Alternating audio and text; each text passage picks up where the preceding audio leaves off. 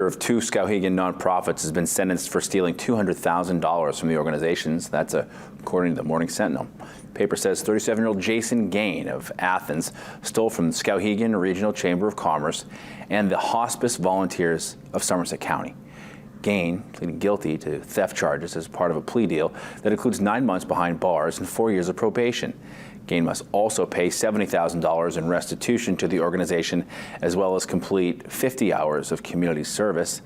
Gain was the executive director of the chamber from 2016 to 2022 and director of Hospice Volunteers from 2014 to 2022.